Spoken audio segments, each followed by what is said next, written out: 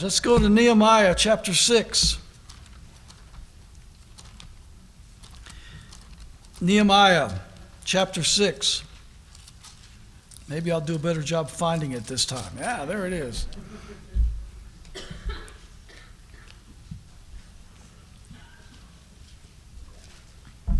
Nehemiah chapter 6.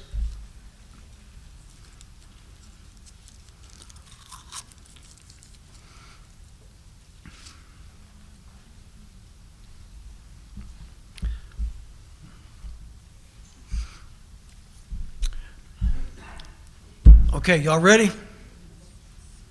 Y'all ready? All right, here we go. Let me give you the introduction. Nehemiah was presented by the Persian king Artaxerxes I to return to Jerusalem and rebuild the city wall. You see that in Nehemiah chapter 2, verse 1. Although Artaxerxes was, of course, the king of Persia, he believed in freedom of religion, and he allowed people in his kingdom to express their faith without state interference. Hence, he was more than happy to allow Nehemiah to return to Jerusalem and build the wall. Now, you got to remember who this is.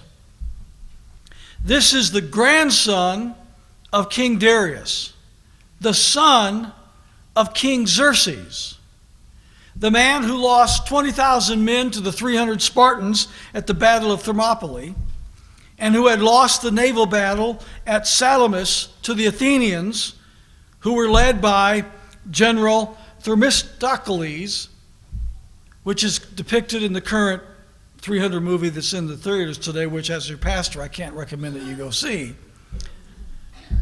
But that's who this is. The son of Xerxes, the grandson of Darius.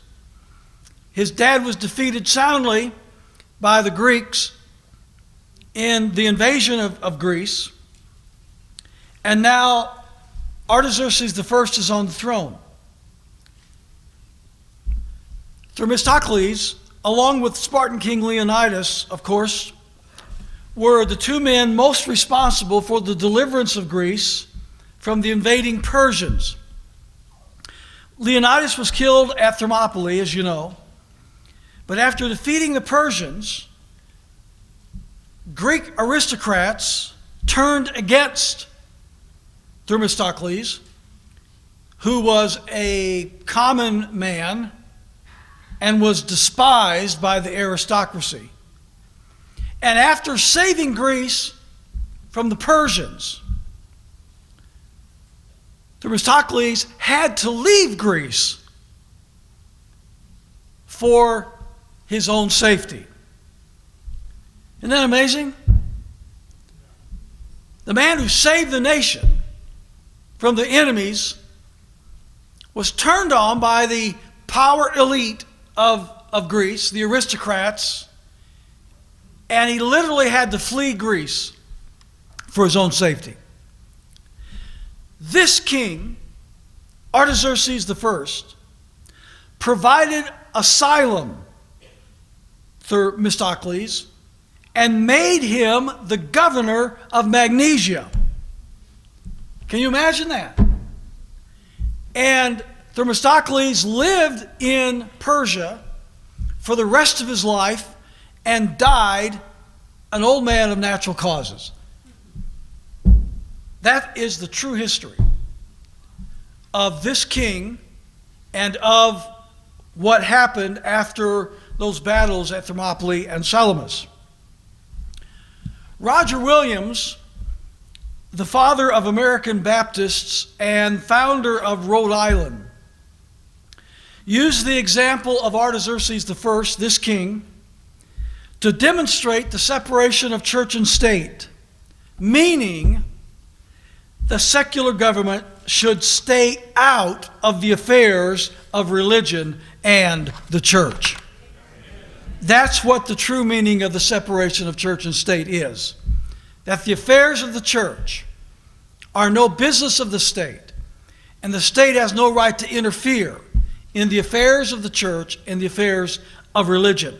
Roger Williams, of course, was maybe the strongest proponent of that during the early days of our country, after being persecuted by the Church of England in Virginia because of his not being willing to subscribe to the doctrines of the Anglican Church, especially the doctrines of baptism and a couple of other things.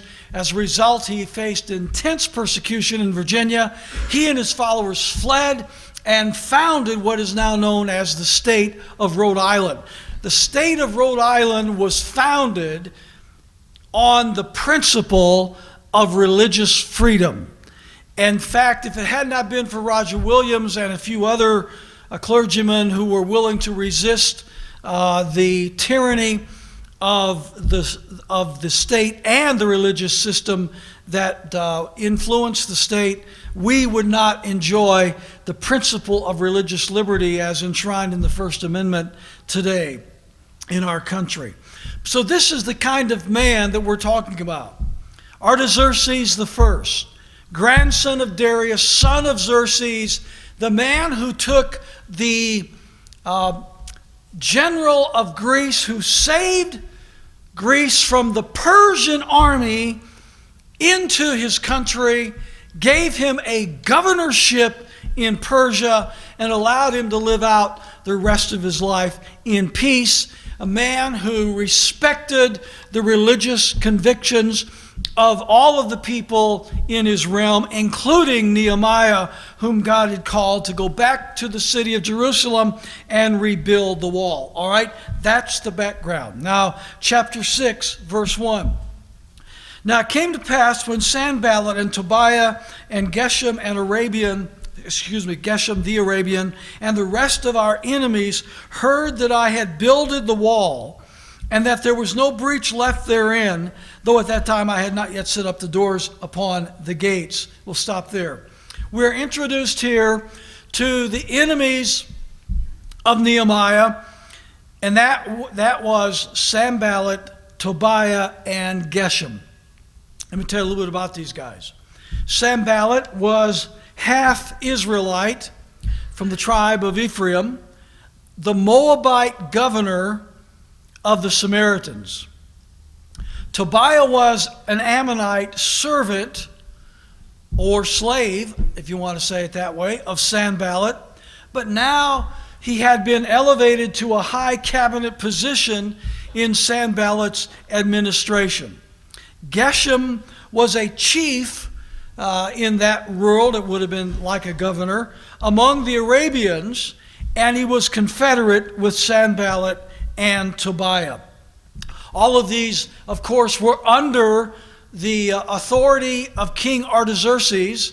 But remember, Artaxerxes believed in religious tolerance, and he allowed people to practice their faith according to their own conscience, and he really did not interfere much at all into the religious affairs of the people in his kingdom. Thus, we're going to see some of the events that are going to unfold here, basically without the notice of King Artaxerxes. Even though Sanballat was half Israelite, you see very quickly in the story that he was an enemy of the people of Jerusalem and an enemy of Nehemiah, who was trying to rebuild the walls of Jerusalem. Now, hear me carefully at this point. It is important to distinguish between friends who disagree on the methods of achieving victory for the cause of freedom, and enemies who are opposed to freedom. It's really important that we learn how to do that. To be able to distinguish between a friend with whom we may disagree and an enemy. Not everyone who disagrees with me on one issue is my enemy. And not everyone who agrees with me on one issue is my friend.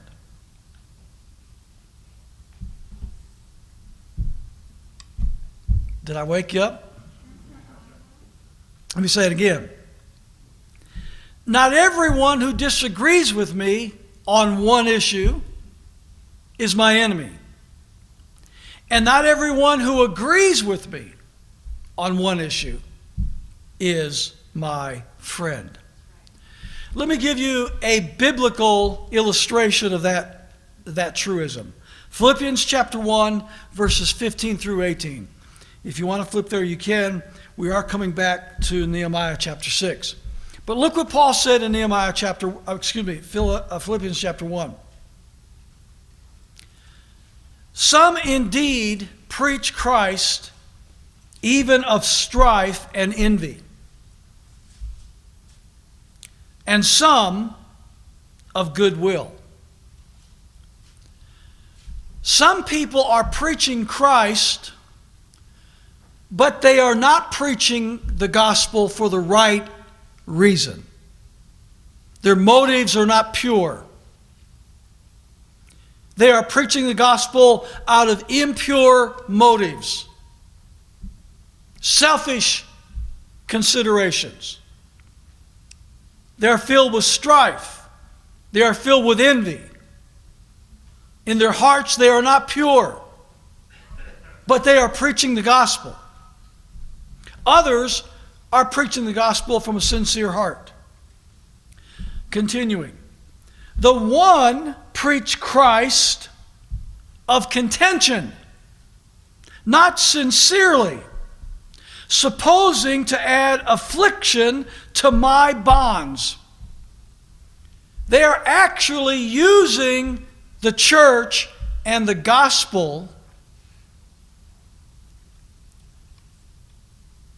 against me. They are trying to add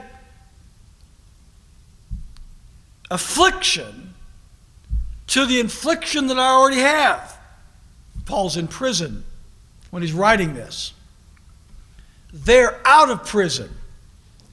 And they're using Paul as an illustration of a man that's not doing right. Well, why would Paul be in jail if he was doing right? These people that Paul is talking about would be the same kind of people that would use Romans 13 to impugn anyone who refuses to submit to a wicked, evil order from the government. And people of that Sunday school class that we talked about a moment ago.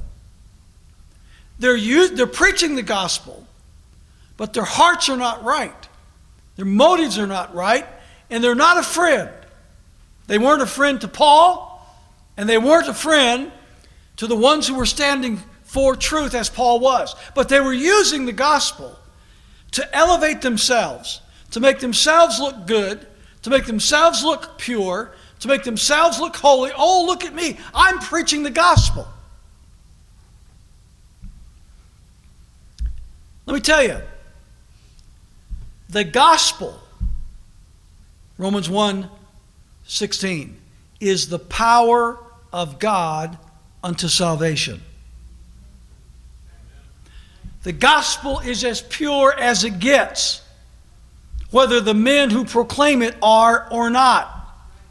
And God will bless the gospel itself even when the gospel is presented by someone who is not sincere in that presentation, because God's power is on the gospel. So just recognize that distinction. It's one thing for a man to preach the gospel. It's another thing for him to have a sincere heart about it. And not all of them do. We got preachers on television that are as phony as $3 bills. They're con men. They're snake oil salesmen. they are using the gospel for their own personal self-aggrandizement. And they're going to split hell wide open one day. But they preach the gospel. And they hide behind the gospel. And they use the gospel to con people for their own selfish considerations. You know, on Facebook, I don't know how many of them there are, but there are several people that get on Facebook and will use my name to try and con people out of money. Every day, just about every day, somebody on Facebook will write me and say, Chuck, I don't know whether you know this or not, but somebody is using your name and they're trying to get me to send money to a mission in Nigeria or some other country. They say they're me. They copy my picture from my page, and they'll put in some other information about me, and they will create their own Facebook page, and they'll put my name on it, and they will write people. They'll go and watch people that comment on my Facebook page, and then they will write them personal emails and tell them, I'm Chuck Baldwin. Oh, I'm praying for you. And and they'll just give all this spiritual gobbledygook. And they'll say, I want you to give to this mission project that I have. And it's a scam. It's a scam. They're using my name and the reputation and the trust that people have in me to try and con people out of money. And there's a lot of people that are using the gospel of the Lord Jesus Christ for the very same purpose. They're conning people, but they're using the gospel. Paul said they preach Christ not sincerely. The others of love, knowing I'm set for the defense of the gospel. What then? Notwithstanding every way, whether in pretense or in truth, Christ is preached, I therein do rejoice, yes, and will rejoice. Paul was glad when the gospel was preached, even when the people preaching it were not sincere. Because the gospel is the power of God to salvation. And God can use the gospel to save people's souls, even when the people delivering it are not pure in their motives. There's an example of not everyone is a friend. We preach the gospel, you preach the gospel, we're friends. No, we're not. You're a crook. You're a crook. You're a con man. You're using the gospel insincerely. No, we're not friends, even though we agree on the gospel. Not everyone who disagrees with me on a single issue is my enemy. And not everyone who agrees with me on a single issue is my friend. As we go through life, we will side with both true and false friends on specific issues. Even though Sanballat had an Israelite ancestry, and though he professed to be a friend of Israel, he was actually Israel's enemy. And you wouldn't know this until Nehemiah attempted to fortify the wall of Jerusalem. And then his true nature came out.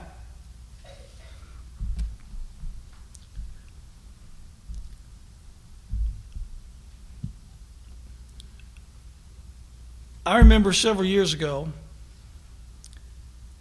after the Republican President George W. Bush and the Republican House of Representatives in Washington and the Republican Senate in Washington voted to enact what is called the USA Patriot Act. The Republican George W. Bush created the Department of Homeland Security. It was the Republican Party from 2001 to 2006 that were in charge of the entire federal government. And yet they created all of the tools that Barack Obama and the Democrats are using to trample our Fourth Amendment liberties, along with many other liberties in this country.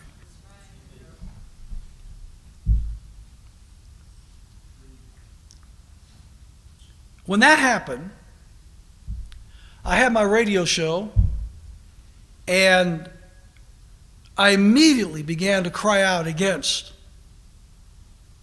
the Patriot Act, DHS, the trampling of our Fourth Amendment, the jeopardy that was put in place to our Second Amendment, our Fifth Amendment, and many other sacred liberties that we hold dear. But because Republicans were the ones doing it, guess who was the bad guy? Not Mr. Bush and the Republicans in Congress. I was the bad guy. Now, as long as Bill Clinton, the Democrat, was in office, and I was decrying these same things, I was the good guy. And they were the bad guy.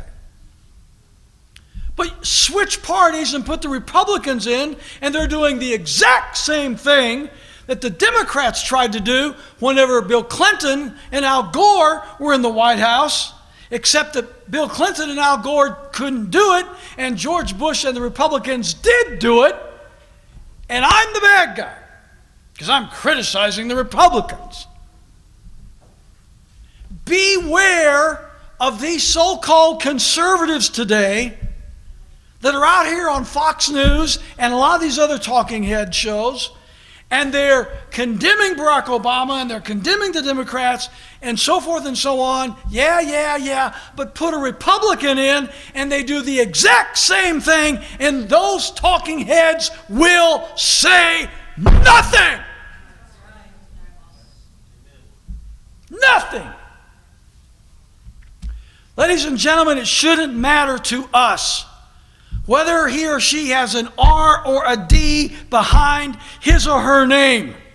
They took an oath to preserve, protect, and defend the Constitution of the United States, and when they don't, we should hold them accountable.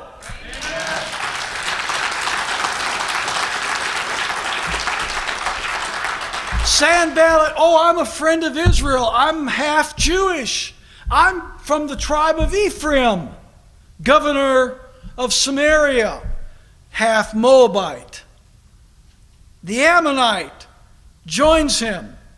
The Arabian governor joins him.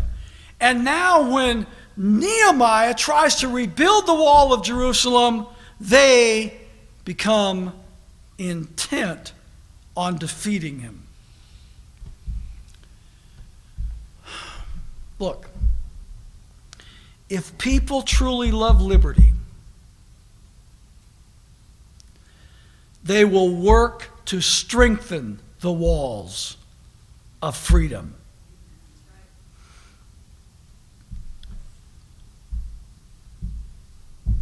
Sincere people can disagree on how to achieve this.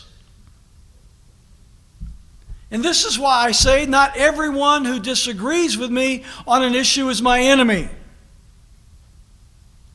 And not everyone who agrees with me is my friend. Oh yeah, I was going to tell you, while all that was going on in the early 2000s, Bob Barr calls me up and says, Chuck, the ACLU is hosting a conference in your city on such and such a day.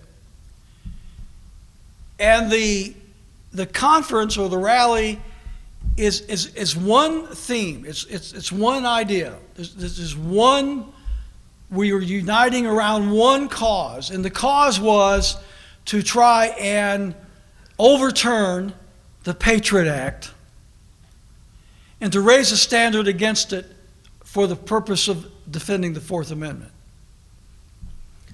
Would you join us? I didn't hesitate.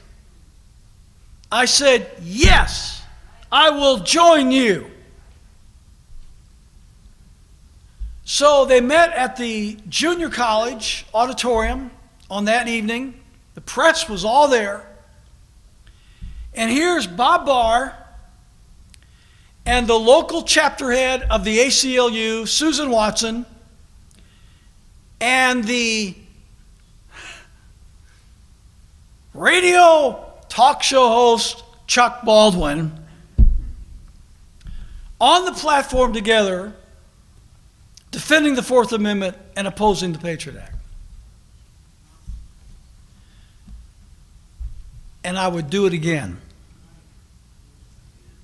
I will stand with anybody who opposes the Patriot Act and the dismantlement of our Fourth Amendment freedoms.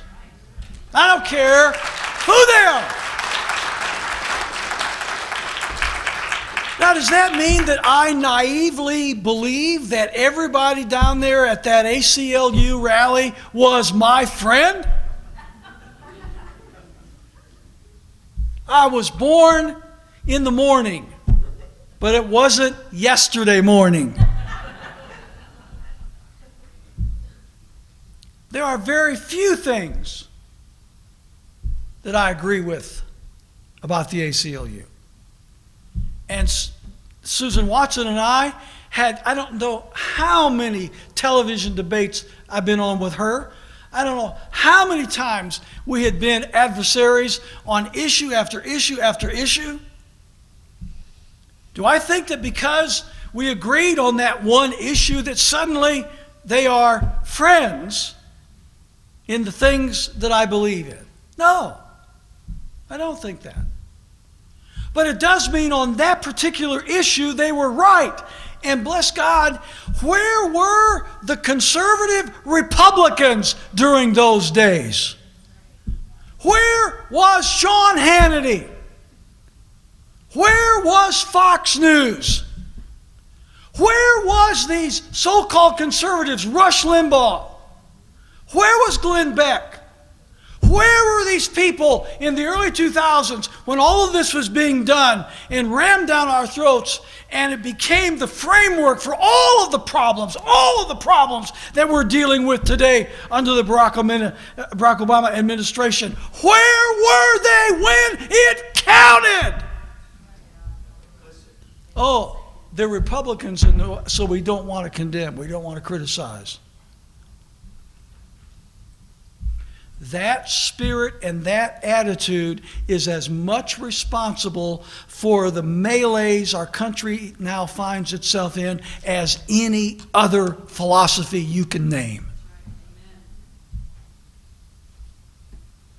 If people truly love liberty, they'll work to strengthen the walls of freedom. We can disagree. Good people can disagree on how to achieve that. But the desire for both is to strengthen the walls of liberty. But when someone consistently and deliberately works to weaken liberty, we can assume that he is no true friend of freedom, regardless of his pedigree. Well, my father was a Navy admiral. That doesn't mean diddly squat whenever you go up to Congress and cast your vote. Doesn't matter who your dad was or who your mom was or who your grandparents were. What matters when you're elected to Congress or any other elected office, what matters is how you vote. That's what matters.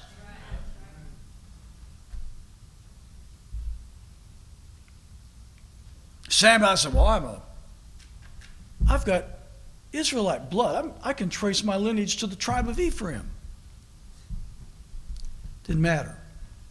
He was an enemy to the cause of Israel and the protection thereof, and he proved it in the way that he opposed the building of the wall. When someone consistently and deliberately works to weaken liberty, we can assume he is not a true friend of liberty, no matter what his pedigree, what his ancestry. Example, freedom of speech. Does he or her seek to protect it or inhibit it? Freedom of religion. Does he or she seek to protect it or inhibit it? Freedom of the right to keep and bear arms. Does he seek to protect it or inhibit it?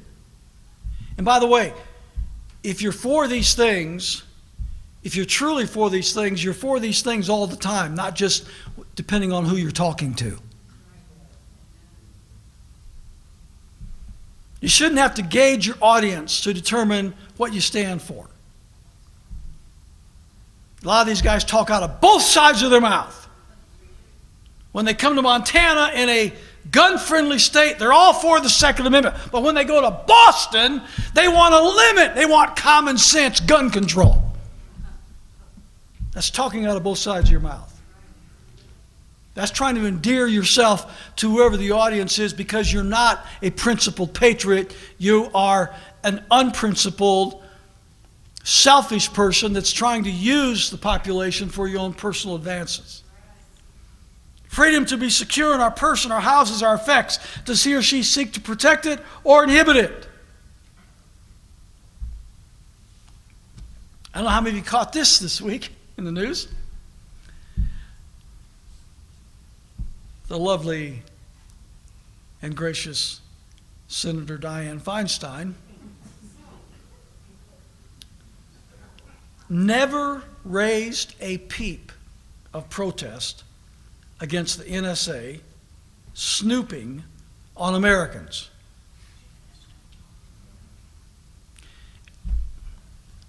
As bad as you think the snooping is, I'm talking about your emails. I'm talking about your phone calls. I'm talking about your letters.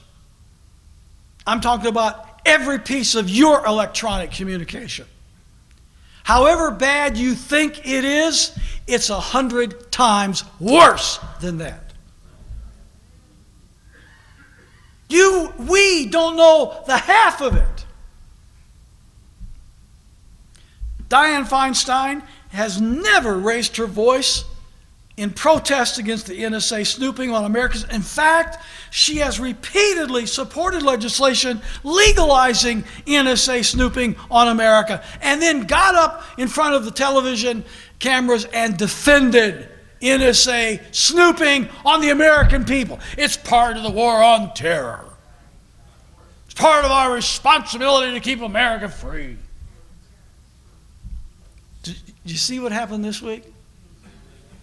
On Tuesday, this past Tuesday, Senator Feinstein got up on the floor of the U.S. Senate, angry, upset. With who? With the NSA. Why? Because she found out they were snooping on her.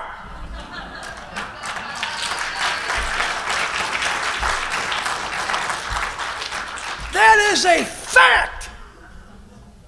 They've been snooping on the members of Congress and their staff all along. And when Senator Feinstein found out they were snooping on her office, tapping her phones, reading her emails, listening to her phone conversations, she was righteously indignant, standing up for the Fourth Amendment, protection of the right to be secure and denouncing NSA snooping.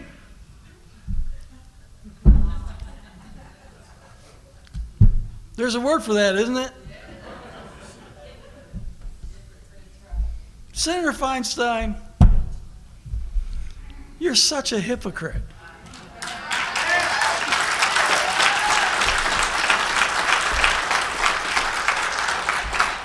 But the problem is really not hypocrisy. The problem is elitism. These people in Washington have this elitist attitude that everybody else in the country must submit to these onerous, egregious encroachments against our liberties. But we in Washington, we are exempt. We don't have to submit to the same thing that the common people do. It's that elitist spirit that permeates Washington, D.C. Now, do I agree with Senator Feinstein's statements on the floor of the Senate last Tuesday? Yes! Yes! Atta girl! High five! Go Diane!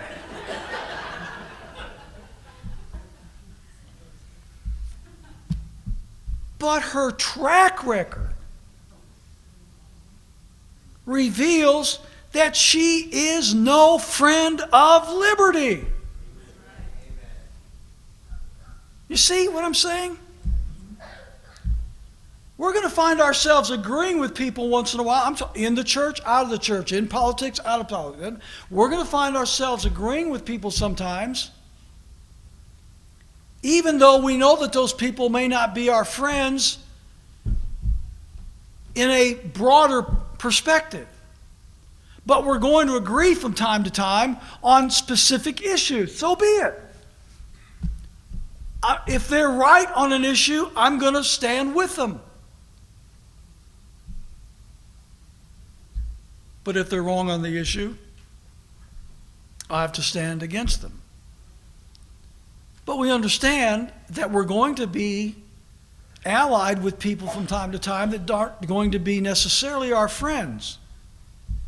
And that we're going to disagree with people who are our friends from time to time.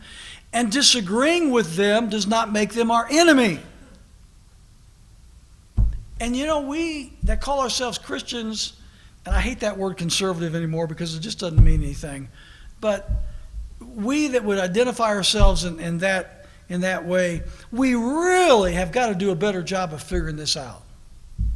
We really do. We really do. Well, this God is so-and-so's for it, I'm against it. Okay. So when they get it right, and we could stand together on whatever that particular issue is, you're just going to abandon the battlefield because you don't like them. That's stupid. That's stupid. And so, by the same token, okay, you like them, so even when they're wrong, you're just gonna go along with it because you like them. That's stupid too. Nobody gets it right all the time. Although I tell you this, as I've been trying to show in this message, we have to look at the track record relative to the fundamental principles of the convictions that we hold. And a track record doesn't lie.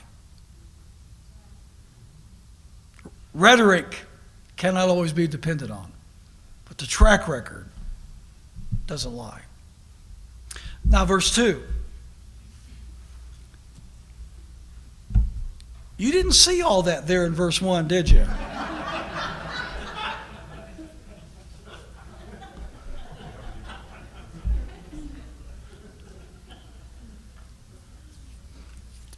Sanballat and Geshem sent unto me, saying, Come, let us meet together in some one of the villages of the plain of Ono. But they thought to do me mischief. All right, what did they do here?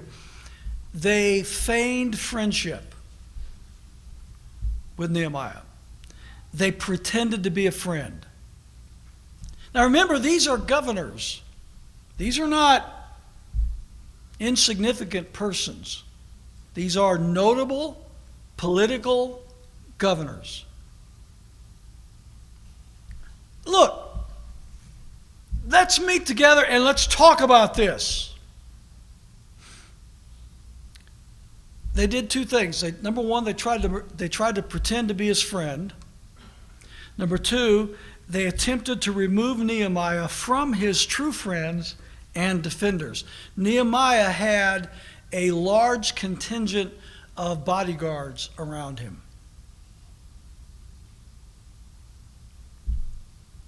He was well protected. And the men who had allied themselves with him loved him very much and were willing to give their lives to protect him. And he was never far away from them. They were always around him.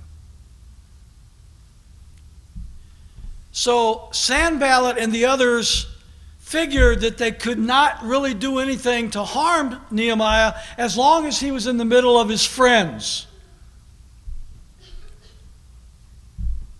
You know, there's a lesson that the sooner you can learn this as a young person, the better you're going to be. To know who those friends are that really do love you and really would put their lives in jeopardy to protect you.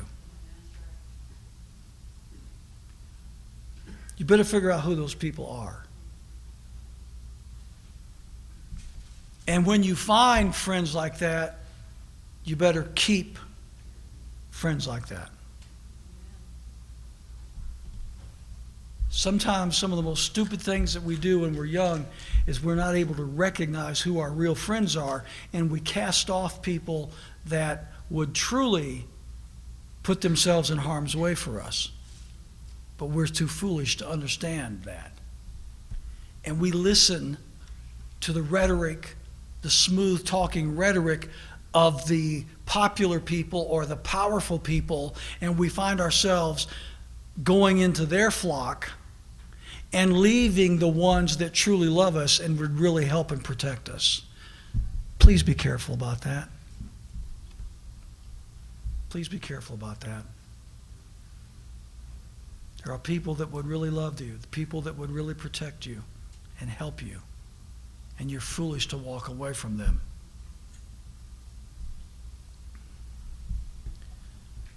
Come on, Nehemiah.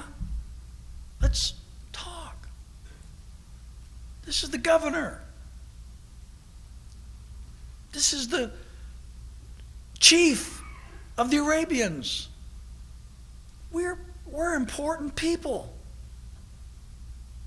We can do you a lot of good. Come on, Nehemiah. Let's meet together. Sanballat attempted to use the power and influence of his political office to convince Nehemiah that he was his friend. And Nehemiah, you don't need, those ragtag, those people that you got around you with their swords and following you around, and they're serving as your bodyguard. You don't need them. They're not very well educated anyway. They're not very smart. Come on, we can do a lot of good for each other. Verse 2, but they thought to do me mischief. He saw through it. No, I'm not going to leave my friends. I'm not going to leave the work that God has called me to do, the protection that God has given me here. Brother, in the will of God, there's God's protection. Out of the will of God, you're on your own. I don't know how to say it. Take that for whatever it's worth to you. But in the will of God, there's protection. And out of the will of God, there's nothing. No, I'm not leaving. Verse 3, he said, I sent messengers unto them saying, I am doing a great work so that I cannot come down. Why should the work cease while I leave it and come down to you? I'm doing a great work. Ladies and gentlemen, building walls around sacred things is a great work. It's a great work. He was building a wall around the city of Jerusalem. He said, I'm doing a great work. Why should the work cease while I come down and meet with you? He saw through it. Verse 4. They tried 4 times. They don't give up. You know, you kill a wicked, evil Bill in Washington, D.C. or Helena, and everybody goes, yay, we killed that thing. And then you know what? Pretty soon you turn around a couple times and there it is all over again. They never stop. 4 times. Come on, Nehemiah. Come on, Nehemiah. Come on, Nehemiah. Come on, Nehemiah. 4 times he said, nope, I'm doing a great work. Forget it, guys. You got nothing for me.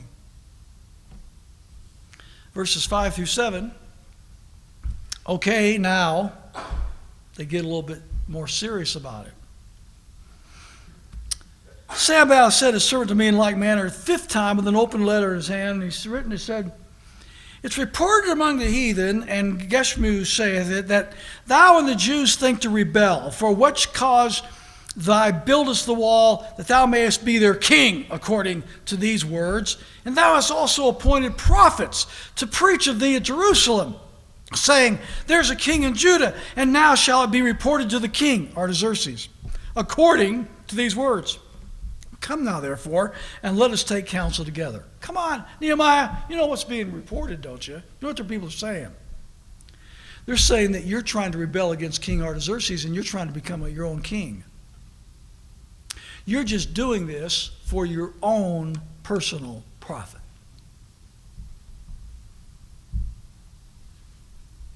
And if you keep this up, we are going to report to King Artaxerxes that you're trying to overthrow his kingdom. You're not patriotic.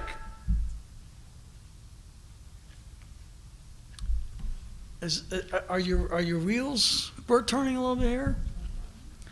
Isn't this the same thing that the Pharisees said about Jesus? And isn't it the same thing they said to Pilate when Pilate tried to release Jesus? Thou art no friend of Caesar. You're trying to rebel against Caesar. You're trying to rebel against the government. You're trying to take over the power of the king. People attacked his patriotism and his honor and his integrity, accusing him of things that were not true.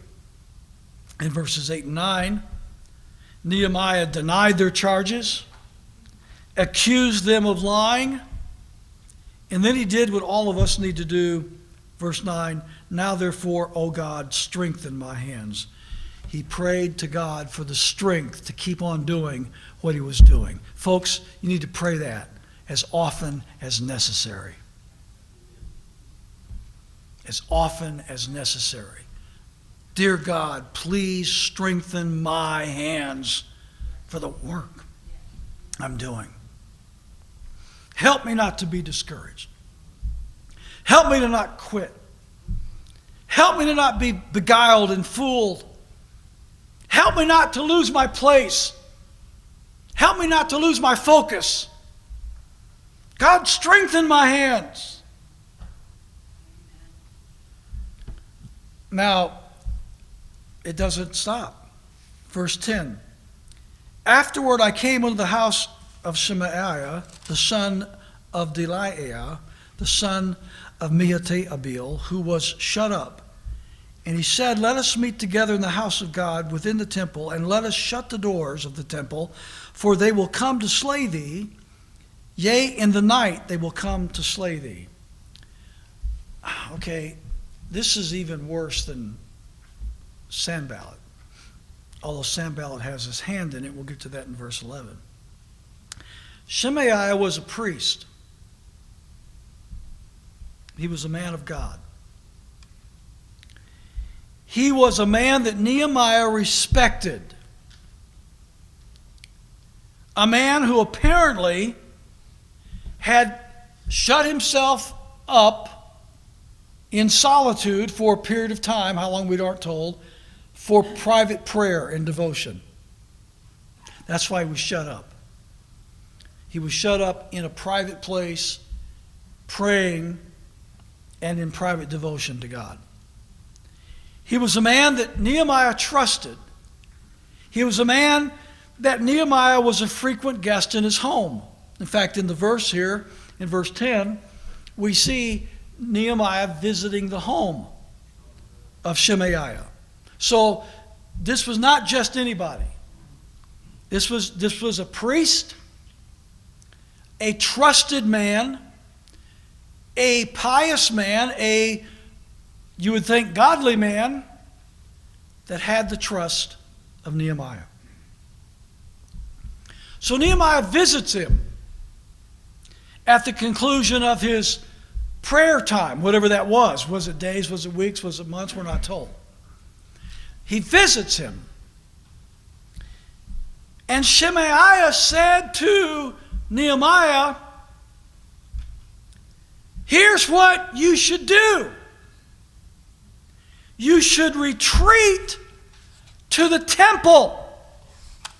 If you don't, they're going to kill you. Flee to the temple for your own safety.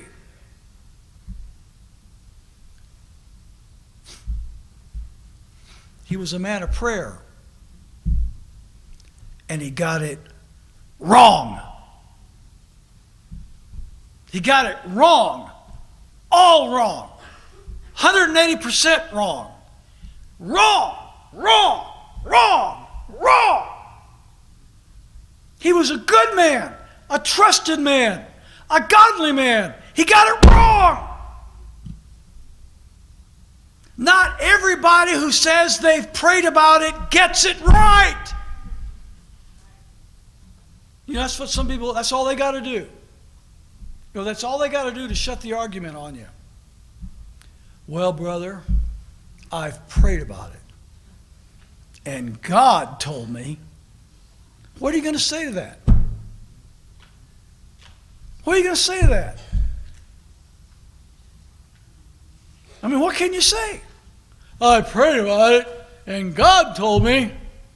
Well, all I can say is if God told you, you better do it. But they use that. God didn't tell them that. Maybe they think God told them that. Or maybe they're just saying that to make themselves look righteous. They talk in all this flowery, pious, religious verbiage. Oh, I've prayed about it.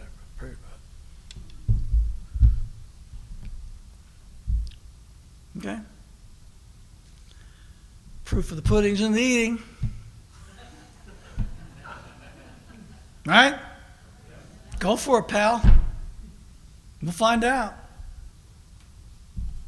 He got it wrong. He got it dead wrong. It seems clear to me that most of our priests and pastors today are modern day Shemaiahs. They are pious men of prayer who are advising their people retreat to the church. That's what they're saying. Retreat to the church. Hey, the work is outside the temple. Without a wall around the city, the temple was unprotected and would be quickly destroyed. And without a wall of protection around the church, the same thing would happen to us. The work is out there.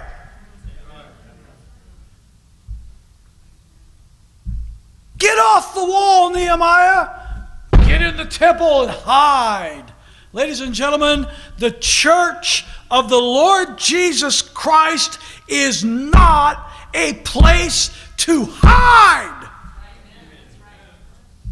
It is a place to be trained and equipped and edified and strengthened so you can go back and get on the wall.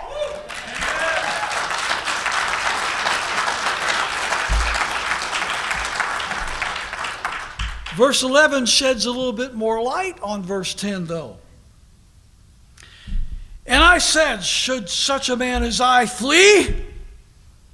And who is there that being as I am would go into the temple to save his life? I will not go in. I'm not going to use the church as a place to hide out. I'm not going to use the church as an excuse to come out off of a wall and stop doing what God's called me to do. A lot of people are using the church for a hideout. It's a place where nobody expects anything. It's a place where they can get away from responsibility, and a place where they can feel good about their own cowardice. Feel good about their own lethargy and their own indifference. And the pastor gets up and tiptoes through the tulips like Tiny Tim and never says anything boo about anything. And they walk out feeling, oh, how wonderful and how great everything is. And they have no intention on going back to the wall. Should a man such as I flee? What? You're asking me to hide out in the church like a common coward? I'm not going to do it. Verse 12, lo, I perceive that God had not sent him, not with that message, but that he pronounced this prophecy against me, for Tobiah and Sanballat had hired him.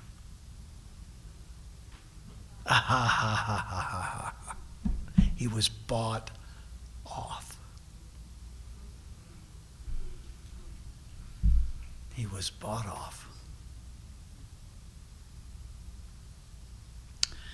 He was bought off by Sanballat. Remember, Sanballat was a governor.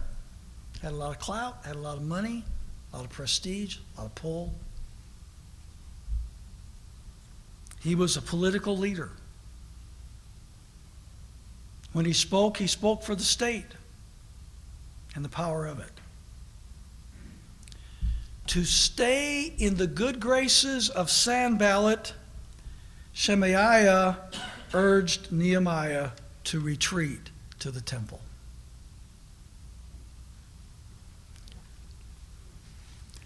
And I tell you the truth, pastors all over America have been likewise bought off by the Sanballats of this world. And they are teaching the doctrine of retreat and pacifism and indifference. Why? Because they have been bought off by the state. Amen.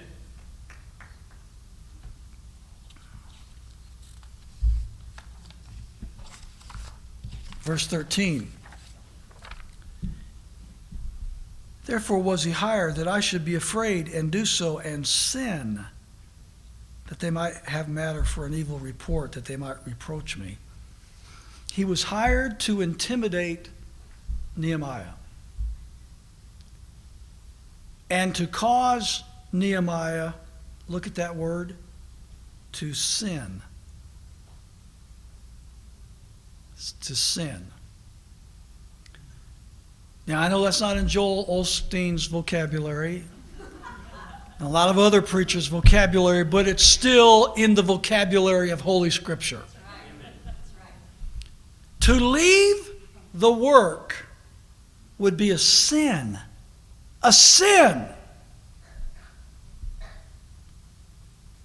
Pastors and churches today keep telling their congregations to stop sinning. Well, the ones that still preach against sin, however many of them are there, they tell their people to stop sinning. They say, stop fornicating. It's a sin. Stop stealing. It's a sin. Stop lying. It's a sin. Stop tale-bearing. It's a sin. Stop withholding your tithes and offerings from God. It is a sin. And on and on and on. And yes, they are sins. But how come you never hear them say, stop leaving the wall? Stop leaving the wall. Stop forfeiting the ground. Stop your work. Don't stop your work. Keep on with your work. Keep on with your fight. How come they never say that? It's a sin to get off the wall. It's a sin to lay down your sword. It's a sin to lay down your trowel. It's a sin to stop building the wall. It's a sin to not be on guard against the enemy. It's a sin to stop watching for those that would seek to destroy us. It's a sin to come down from the wall. Why don't our pastors tell their people that? They never preach that. Just the opposite. They say it's a sin to build the wall. No, you don't need to be. What are you doing on the wall? You need to be in the temple. You need to be in the church. You need to be in the program. Your kids need to be in the program. Your parents and grandparents need to be in the program. Everybody needs to be in the program. Program. Right? Well, wait a minute. There's a wall out there that's half completed. And we're vulnerable to our enemies, and the temple's at stake, and the city itself is at stake, and the people and families are at stake. We need to stay on that wall and build that wall and protect this city and protect these people and protect this temple. And the preachers will say, no, get off the wall. So you're out here trying to fight the fight, and you're trying to stand for right, and you're trying to get involved in the things that are going to help rebuild the wall. And the preachers are out there telling that you're unspiritual. You're unspiritual. Just like that poor man that wrote that letter we read a few minutes ago. They literally shouted him down in his Bible study class. Said, man, I left there thinking I must not be a good Christian. And all he wanted to do, ladies and gentlemen, all he wanted to do was get up on the wall. They said, no, you don't need to be on the wall. You need to be here in the class.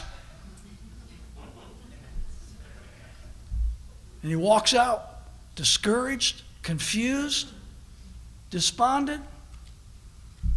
But thank God he's got our book coming in the mail. Relief is on its way, sir.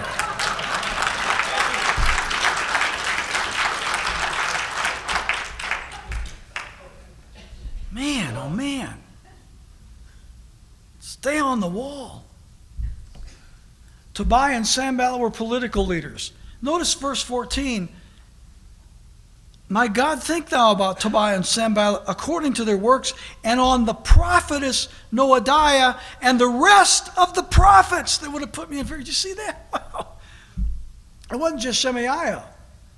This Noadiah, this prophetess, she was joining the chorus. Go hide in the temple. Get off the wall, Nehemiah. And the rest of the prophets, he said in verse 14, the rest of the prophets, he just didn't name them, just all the rest of them, all the rest of the prophets said the same thing. Yep, Nehemiah, God spoke to me. And God told me to tell you to get off the wall. Well, sorry, but I'm going to have to answer the telephone myself on that one.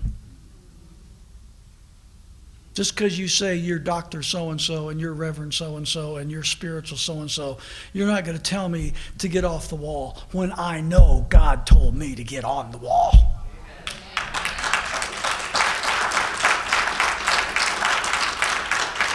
If you're going to build the wall, face the reality that you'll be ostracized by many of the political leaders and religious leaders as well. Just face it. It's going to happen. It's going to happen. Verse 15. So the wall was what? Finished. In the 20th and 5th day of the month, Elul, and 52 days. They finished the wall. They didn't stop. They finished the job. Paul said when he was about ready to die, I fought a good fight. I have finished my course.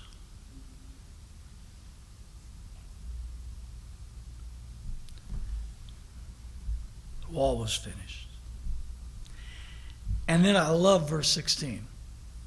And we'll end here. And it came to pass that when all our enemies heard thereof, and all the heathen that were about us saw the things were done, they were much cast down in their own eyes. For they perceived that this work was the wrought of God. Our enemies were much cast down. They were discouraged. Oh.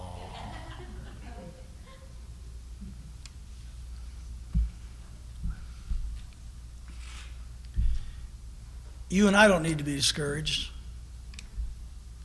We just need to stay on the wall. Amen? Stay on the wall.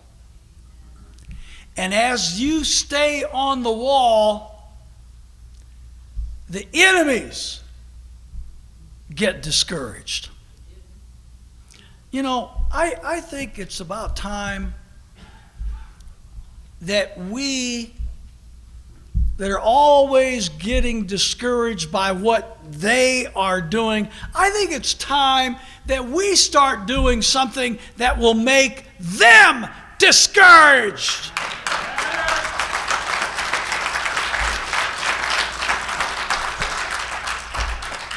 Holy cow, those people just won't quit. They won't get off that wall. They won't quit. They won't stop. They just keep building that wall.